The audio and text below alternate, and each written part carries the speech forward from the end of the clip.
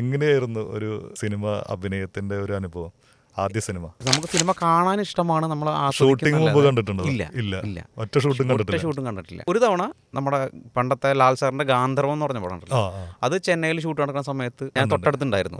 അപ്പോൾ ആ സമയത്ത് കണ്ടിട്ടുണ്ട്. പക്ഷെ ഇങ്ങനെയാണോ ഷൂട്ടിംഗ് ഒന്നും എനിക്കറിയില്ല. സ്കൂളിലൊക്കെ പഠിക്കുന്ന സമയത്ത് 92, 93 ലാൽ സാറിനൊക്കെ ഞാൻ ആദ്യമായിട്ട് അവിടെ കാണുന്നത്. ലാൽ സാർ, പ്രേംകുമാർ ചേട്ടൻ. ഇതിൽ വന്നപ്പോൾ എനിക്കറിയില്ല എന്താ സംഭവം. നമ്മൾ സ്ക്രിപ്റ്റ് വായിക്കണമെന്നോ ഈ ഡയലോഗ് മനപ്പാടാക്കണമെന്നോ അതിനെക്കുറിച്ച് ഒന്നും അറിയില്ല. അങ്ങനെ അതിൽ ഒരു ഷോട്ടിലാണ്, കാരണം ഇത് നമ്മൾ ഓരോ ഷോട്ടിന് മുന്നേ ഈ സീൻ വായിക്കണമെന്ന് നമുക്ക് അറിയില്ലല്ലോ.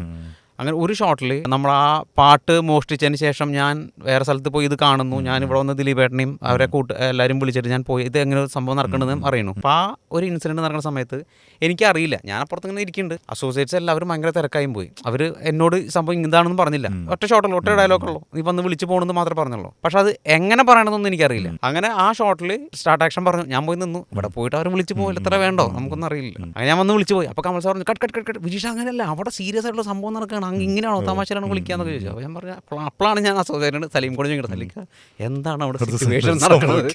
അപ്പോൾ നീ തമാശ കളിക്കില്ല, അവിടെ ഇങ്ങനെയൊക്കെയാണ് നടക്കുന്നത്, അവിടെ നീ പാട്ട് മോഷ്ടിച്ചൊരു സീരിയസ് സിറ്റുവേഷൻ എങ്ങനെയാണോ അഭിനയിക്കാന്ന് ചോദിച്ചാൽ ഓക്കെ ഇനി ഓക്കെ എന്ന് പറഞ്ഞു.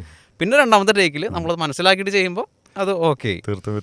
നമ്മൾ പഠിച്ചുകൊണ്ടിരിക്കുന്ന സമയം, ഫസ്റ്റ് ഷോട്ട് പഠിച്ചുകൊണ്ടിരിക്കുന്ന സമയമായിരുന്നു. കമൽ സാറിൻ്റെ കൂടെ, കമൽ സാറാണ് നമ്മുടെ ഗുരു, മെൻറ്റർ എല്ലാതും.